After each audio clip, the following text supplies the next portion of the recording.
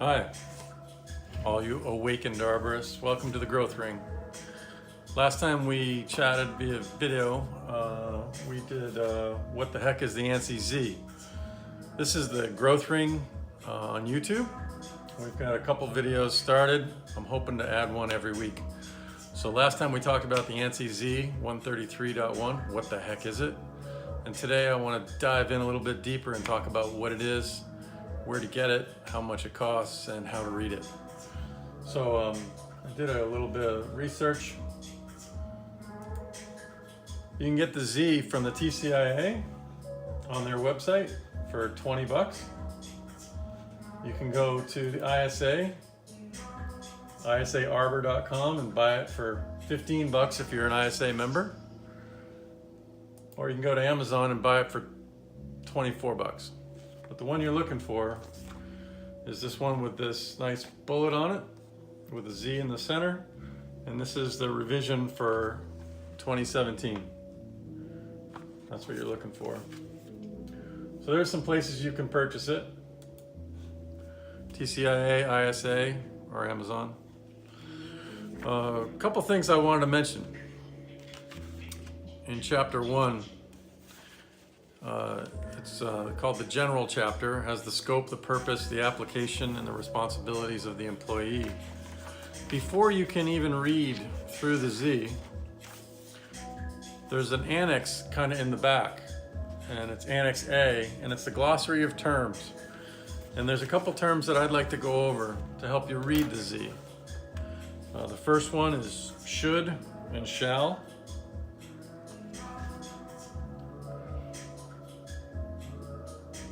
So should, it says, as used in the standard, denotes an advisory recommendation. So it's, we advise you, not we, not me, but the standard advises you, this is a good recommendation to do. That means it's not mandatory, but it's a really good idea. Shall means, as used in this standard, denotes a mandatory requirement. So when you read through the Z and it says you should do this, or you shall do that, that has a regulatory meaning. So if it says you shall wear PPE, so hard hat, glasses, ear protection, when OSHA shows up on your site, if you're not doing those things, because it says shall in the standard, they can fine you for not doing it, which is different than a recommendation. It's a good idea to do this or that.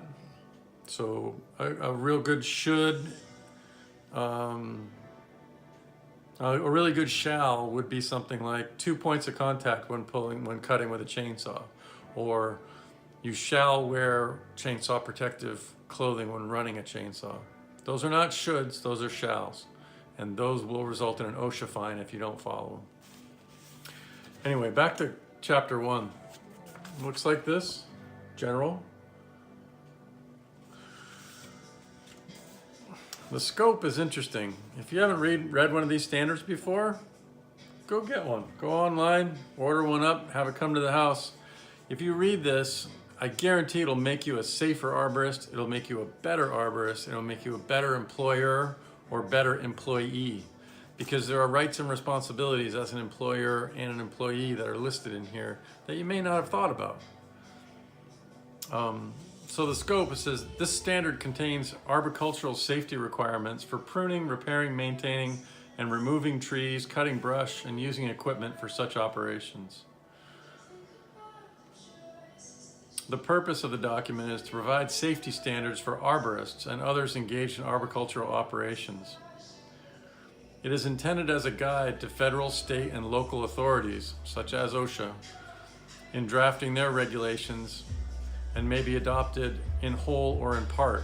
And what that means is that the TCIA has actually gone to bat with OSHA for us to get OSHA to adopt this standard for arborists, as opposed to the logging standard that has been used in the past. So anybody cutting trees anybody working in trees would be held to the logging standard. Well, we're not loggers, we're residential tree workers. And this standard is written directly for us.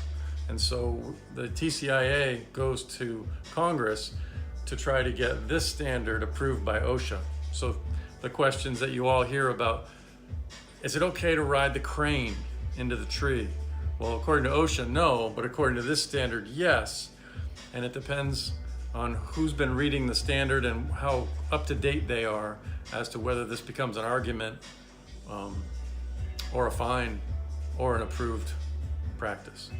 So the more of us that know about the Z and can quote the Z and can pull it out, if you have it on your job site when you're doing crane work, show it to the OSHA inspector and let him see that you're following the standard. That will go a long way towards the professionalism, raising the professionalism of our industry, raising the safety bar for your crew and others, and getting OSHA to adopt this standard to see that we all take it seriously. So last thing I'll go over in section 1 here is section 1.4. It says responsibilities of the employee. And I read this to every new employee that comes on board with us, and I actually have them sign that they've read it.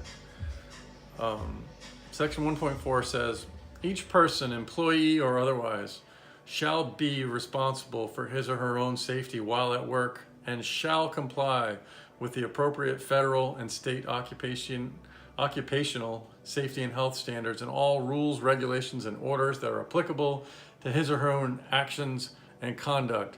Oh, it sounds so cool, but what does it really mean? It means that the employee is responsible for their own safety.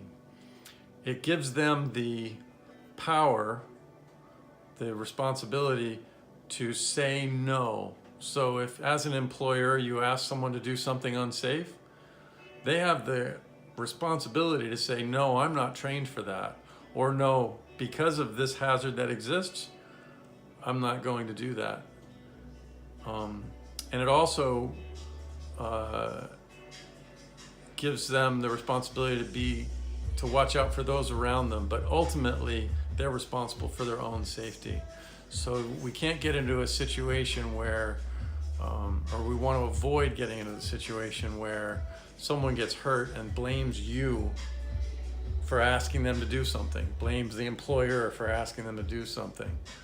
If they're not trained, they need to speak up. If they think it's unsafe, they need to speak up. And it puts that responsibility squarely back on their shoulders. So this is one of my favorite parts of the Z, because our society is so litigation happy. Everybody sues everybody for everything. Right in the beginning of this, it says safety is your own responsibility. Checking your gear before and after every climb, checking your gear while climbing. Everything in this book is something that you should consider before doing the work, putting something in motion, whether you're rigging or felling a tree or running the chipper. So anyway, I encourage you to get a copy of the Z, go to TCIA, go to ISA, order up a copy, and we'll be doing more in-depth studies chapter by chapter, and you can follow along. When the YouTube videos are up, put a comment down below, tell me what you think. If you agree with something, if you disagree with something, if you want to talk about a particular topic, I'll be glad to research it and put it out there. The Growth Ring is all about changing the culture of arboriculture from competition to cooperation, where we're all on the same team, we're all on the same page, and we're all working to get everyone home safe at the end of the day. So be safe till I see you again. Thanks for watching. See you next time.